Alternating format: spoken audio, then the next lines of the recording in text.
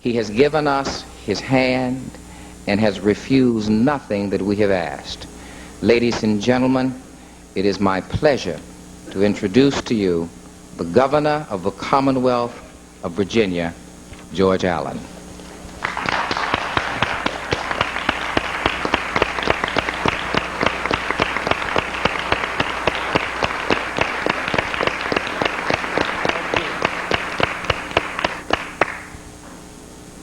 Thank you, Mayor Young, Vice Mayor Conrad, members of the City Council.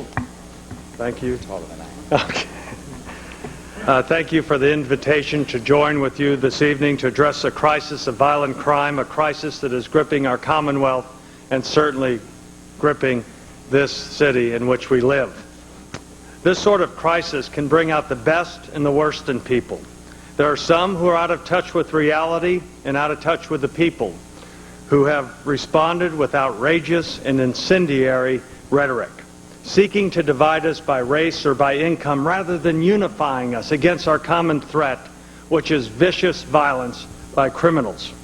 But others, like Mayor Young, have risen above politics to stand up for the rule of law, for traditional values, and for the victims, standing up for the victims of crime rather than the perpetrators. And I applaud your courageous leadership, Mayor Young. I'm grateful for your strong support of our plan to abolish this dishonest and lenient parole system, to replace it with truth in sentencing, and by targeting the vicious, violent offenders, having them behind bars rather than, again, preying upon innocent victims. I also want to thank your city manager, Robb, who served on our commission that came up with a plan to abolish parole, and for his leadership on the Community Support Committee. Tonight at this City Council meeting, the leaders of Richmond will take decisive action to stop the bleeding here in our capital city.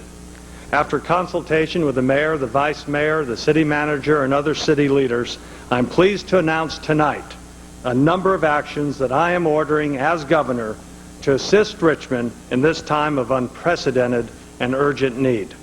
First, I've approved the continuation of the current state police support for the city's street crime unit through the end of this year. Second, up to 60 state troopers will assist the city police department with its street corner offensive to curb open-air drug sales. Third, besides manpower, the state police will provide electronic surveillance and other equipment, dog teams to search for drugs, and aircraft to assist the undercover investigations. Fourth, support from the Department of Alcoholic Beverage Control for the investigation of crimes committed in licensed premises will be stepped up. Fifth, the Department of Transportation will supply concrete barriers to restrict the traffic flow in designated parts of the city that have been beset by drive-by shootings. This assistance will be made available immediately. In fact, even as I speak, the state police and the Richmond police are conducting the first of a number of special operations to rid our neighborhoods of drug dealers. We will also assist the city in ridding it of properties that have become havens for crime. We have reached an agreement on the so-called spotlight legislation that will provide for adequate due process but allow the housing authorities to condemn such problem property. Furthermore, we're also seeking federal approval for our National Guard units to assist in cleaning vacant lots and raising abandoned buildings that have become crack houses and breeding grounds for criminal activity. If we're going to engage as a nation in nation building on foreign ground, then we also ought to first deploy our forces for community building and safety here at home. These actions address the needs that have been identified by the city leadership, and they do reflect an unprecedented cooperation between city and local government in an effort to curb this emergency situation in our capital city. The city, I might mention, Vice Mayor or Acting Mayor, whatever, members of council, y'all. The city's also benefiting from policies and programs financed in whole or in part by the Commonwealth, which are aimed to prevent crime by providing proper direction for at-risk young people. These programs include the VITAL program, which ties parental involvement in education to AFDC welfare benefits, the Opportunity Knox job training program, the Teenage Pregnancy Prevention and Better Beginnings program to reduce teenage pregnancy, the Rite of Passage program, which focuses on mentoring and tutoring and recreational activities for young African Americans and their families. And earlier this year, I supported and signed a $103 million education aid program that was targeted to schools with high numbers of at-risk students. And there are many other such programs that our administration is working hard on in a number of areas to obviously prevent violent crime in the future by enhancing the opportunity for Virginians to succeed educationally, economically, and ethically. For example, under the leadership of Secretary Kay James and my Empowerment Commission, that commission's pursuing strategies of prevention for ending the cycle of dependency on government, expanding inner-city job opportunities, making sure that we have more options for home ownership, and probably most importantly, strengthening families as the most essential and supportive institution in our society. But now we have immediate danger. We face an epidemic of violence, and the people of Richmond, and indeed all the people of our Commonwealth, are looking to their elected leaders for action, regardless of whether one's white or black, rich or poor, woman or man. Regardless of all that, folks have the same plea: protect us from the violence. Ladies and gentlemen of the Council, we must hear these pleas, and we as a state must respond by first abolishing this lenient, dishonest, failed parole system. It's a fraud. And Virginians don't care about how many excuses the criminal apologists spew out. It's about time that we had justice for victims and law-abiding citizens and for law enforcement officers. And it's also high time that we held these violent criminals accountable and responsible for their violent acts. Secondly, as a state, we will become more innovative and intelligent in the handling of nonviolent criminals in our correctional system. And so tonight, Mr. Mayor and members of the Council, I applaud your leadership and for the courage and determination that you have shown in combating the crime and violence that is so prevalent, unfortunately, in our streets today. The only way we're ever going to win this war, ladies and gentlemen, is if we work together and, as Mayor Young did, put aside the petty political bickering and all the other backbiting and rather look for what's right for the people of Virginia. That is a fine example for leaders across Virginia to follow. I thank you for your leadership and thank you once again for the opportunity to work with you and look forward to doing so in the years ahead. Thank you all. Thank you, Governor Al.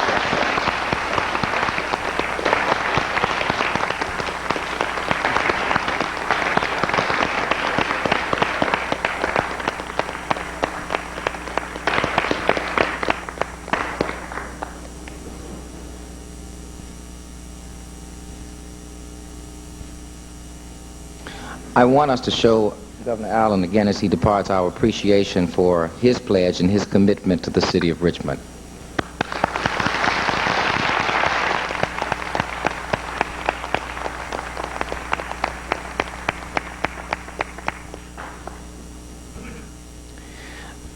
I think it is noteworthy that the governor of the Commonwealth of Virginia would not only take time out of his schedule to spend with us, but would evidence his support to us by coming in person. He didn't have to do that, but we are grateful to him for doing it, and I think that his presence certainly speaks to the level of his conviction. Beginning in July, when I met with Vice Mayor Conrad and our Commonwealth's attorney, David Hicks, we began a period of organization and planning unprecedented in the city's history. Our crime summit brought together citizens of diversity, sensitivity, knowledge, and real-life experience, and sometimes those who had experienced terrible pain. Tonight, the tireless work and the collaborative efforts of the scores of men and women will be placed before you. Each of you, my friends and colleagues on City Council, have worked long and hard with us to develop the battle plan we initiate tonight. The city is truly fortunate to have had you at this hour. Beginning tonight, with your support, we will take the following actions. Prior to my identifying our actions, I would like for those individuals present who are a part of the summit and who participated in the summit to stand so that you might recognize them.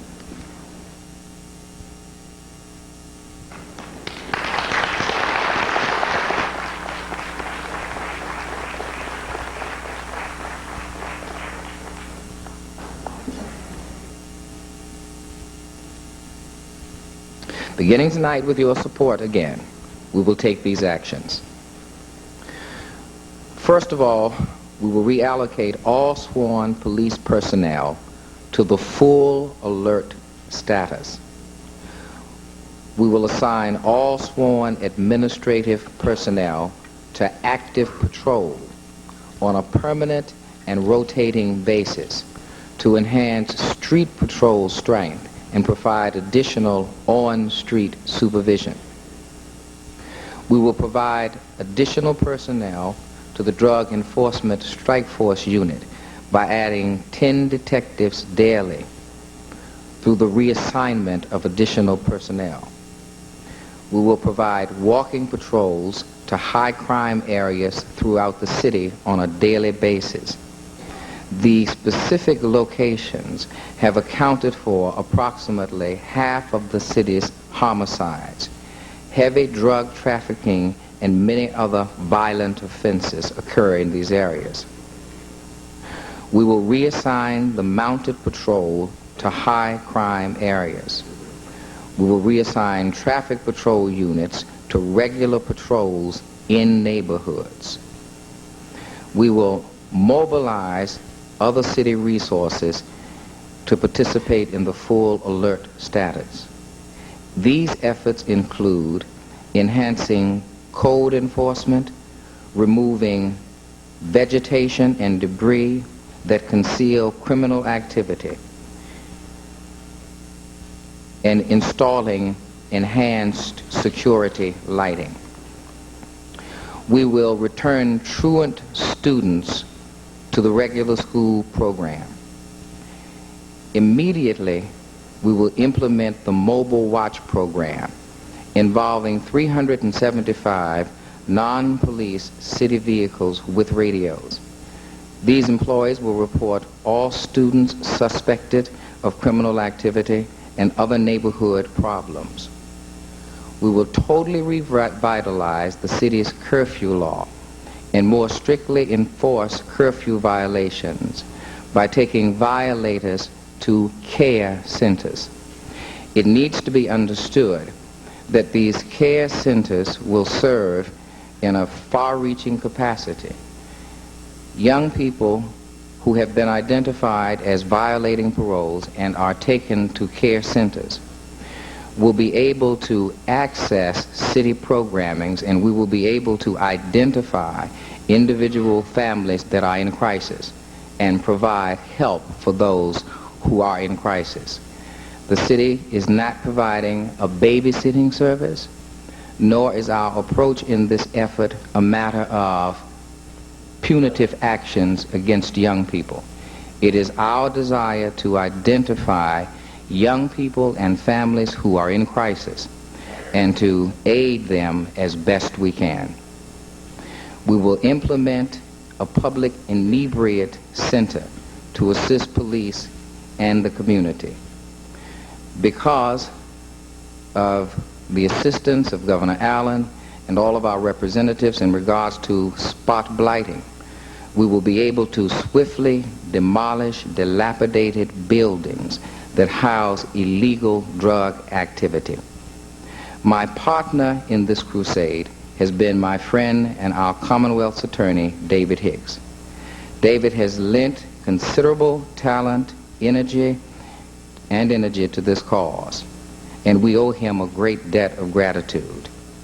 He will now come and present to us that which will come forth from the Commonwealth Attorney's office.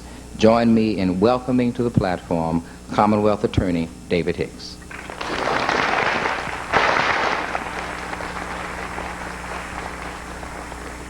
Thank you, Mayor Young, Vice Mayor Conrad, ladies and gentlemen of Council. When we began this endeavor, there were many things that we recognized. One of the things that we recognized was that we were at a crisis and that we had to move forward with all deliberate speed, putting aside any differences we may have had in order to get to the end result of setting forth policies and mechanisms by which we could do our jobs, doing everything that we could do to make the streets safe for our citizens. The components that Mayor Young has just mentioned to you are part of the process, and the components that I will mention to you now are the parts that the Commonwealth Attorney's Office will bring forth in conjunction with other law enforcement agencies.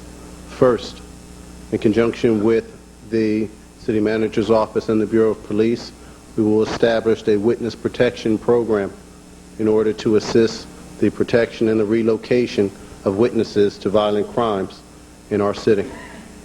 Second, my office will request of the sitting judges that special grand juries be convened to investigate the circumstances surrounding some of the homicides that remain unsolved in our city, especially in the areas that have become prey to several homicides. Third and finally, we will initiate what has been donned the community prosecution concept, by which prosecutors from my office will interface with citizens' organizations in order to facilitate more communication between the citizens and the law enforcement community to better protect the citizens and empower them to take back their neighborhoods. One of the things we all realize is that as government officials, we can only do a part. The most important job we can do is to empower the citizens to take back their streets and to take back their city. I'm encouraged over the past 2 months on the work that we've done. There's still much to do, and I can say here today that I feel total confidence that together we can do it. One of the things we all must recognize is that we did not get here overnight. There are no magic pills, there are no magic potions, no elixirs that are going to get us back. Nothing but the reinstallation of values and hard work and a belief that we can change will get us back to the city that we love and know. And I feel today that I know we can get there. Thank you.